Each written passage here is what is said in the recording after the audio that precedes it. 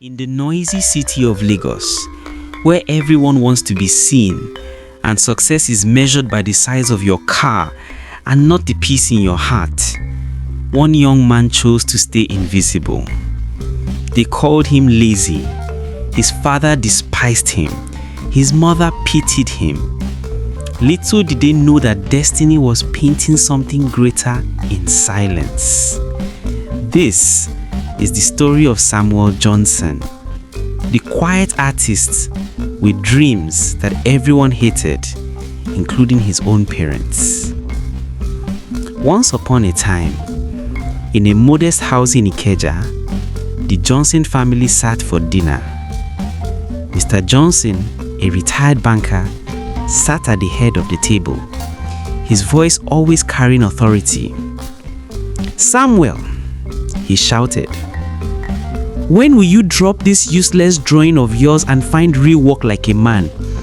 Your mates are out there making real money. You are here painting your life away." Samuel looked up slowly, his paint-stained fingers trembling slightly. "Daddy, I'm not painting my life away. I'm trying. Art is what I love." His father slammed his hand off the table. Bam! "Love doesn't pay bills. I didn't kill myself in the bank for 30 years for my son to be a street painter." His mother, Mama Johnson, tried to calm him. "Please, Samuel, can't you see your mate, Peter? He's in Chevron, working, traveling abroad every month. At least ask him to connect you. Why can't you be like him?" Samuel smiled faintly, his eyes dim. "Because I'm not him, and I can never be him, Mommy." But that night, his father said something that broke him. "Samuel, you've brought me nothing but sleepless nights. You've turned my pride into pain. I once called you my legacy, my hope, but now all I see is a stranger wearing my name. You stained everything I built with my hands. You've broken this family's heart, Samuel."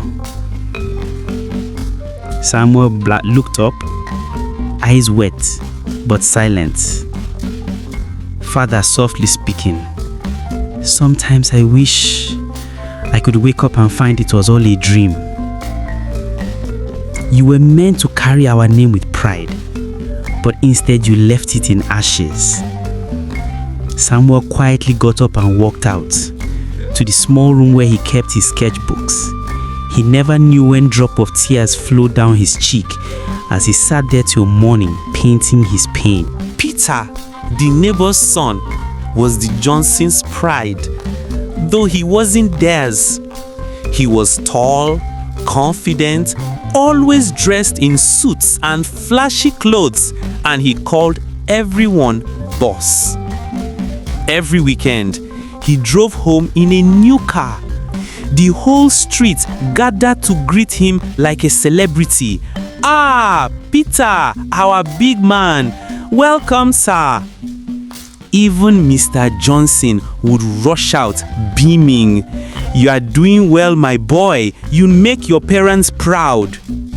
Samuel would stand in the corner, holding a paintbrush, ignored. Peter often mocked him. "Samuel, you still dey draw cartoon? My guy, wake up. That one where you dey do no be work o.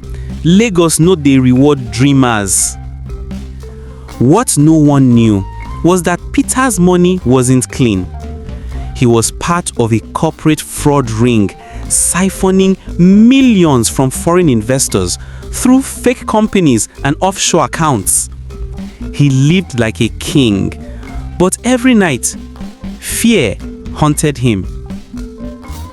One rainy night, another fight broke out. Mr. Johnson found one of Samuel's sketches, a portrait of him painted beautifully with charcoal strokes. But instead of being touched, he was furious. "So you waste time drawing me instead of finding a job? You think art will feed you?" Samuel tried to explain. "Dad, someone saw my work online and said they might buy one." "Shut up," he roared. "You think life is that easy? Art! Who buys art in this country? It's as if you have been cursed with laziness." Mama Johnson added bitterly, "Sometimes I wonder if you are truly my child. You don't act like one of us." That night, Samuel packed his bags. As thunder roared outside, he walked out quietly with nothing but a sketchbook and 2 shirts. No one stopped him. No one said goodbye. He rented a small, leaking room in Surulere and started painting signboards to survive. Each day, he walked under the sun, saving small money for canvas. At night, he painted his dreams, cities, faces, hope, and heartbreak. He often cried quietly, whispering to himself, "One day, they will see.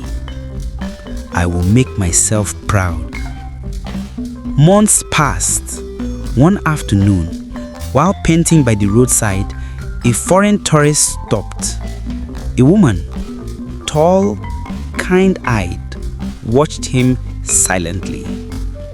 "You painted this?" she asked, pointing at a canvas of Lagos street life. "Yes, ma," Samuel replied, softly. She smiled. "You have a rare gift. What's your name?"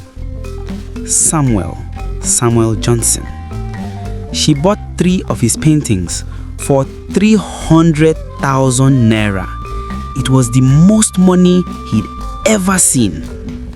But that wasn't all. She introduced him to a gallery owner in Paris, who later contacted him online, offering to display his art. Samuel worked tirelessly, painting late into the night, surviving on bread and gari.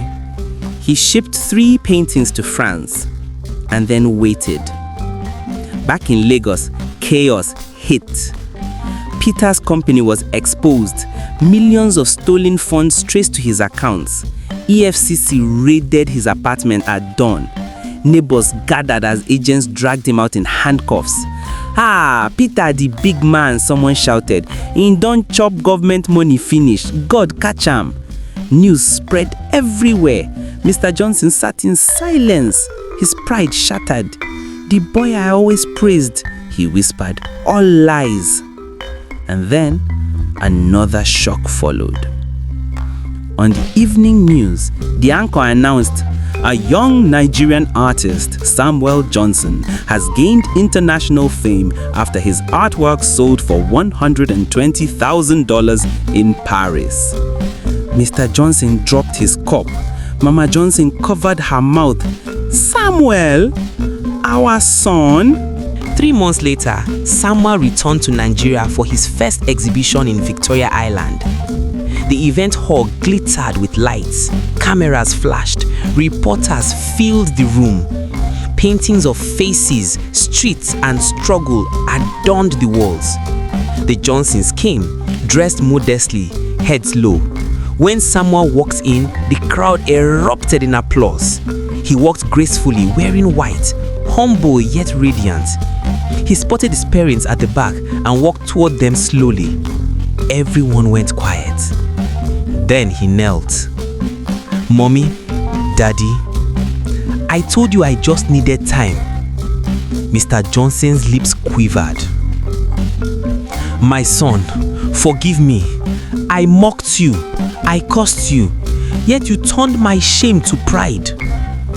Tears streamed down Mama Johnson's face. "We hated the same child God sent to bless us." He hugged them tightly, whispering, "I never stopped loving you."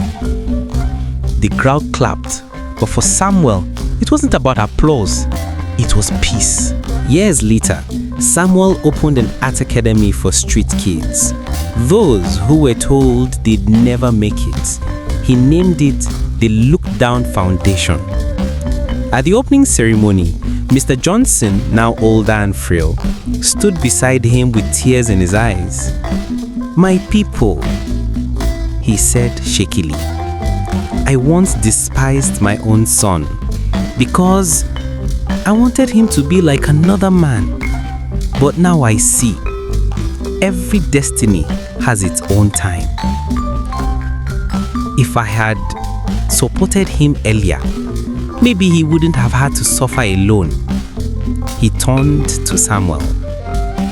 Forgive me, my son. I failed you as a father. Samuel smiled gently. No, Dad.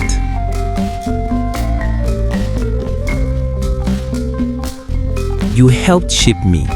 Without pain, I wouldn't have known purpose. The same son they looked down on became the one they looked up to.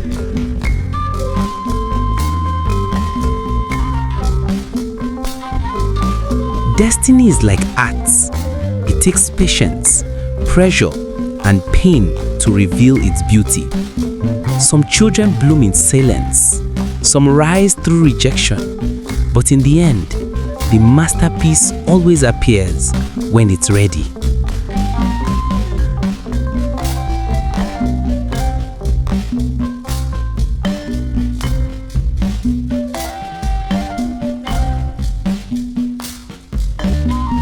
Never look down on someone because their success hasn't come yet. Not even your own child. Some destinies grow quietly, waiting for their time to shine. And sometimes, the sun they looked down on becomes the light they needed most. Hello guys, I really hope you enjoyed the story. Please like and subscribe. And do not forget to click on the notification button so that you can be notified when next I post another beautiful story. Have a lovely day. Bye.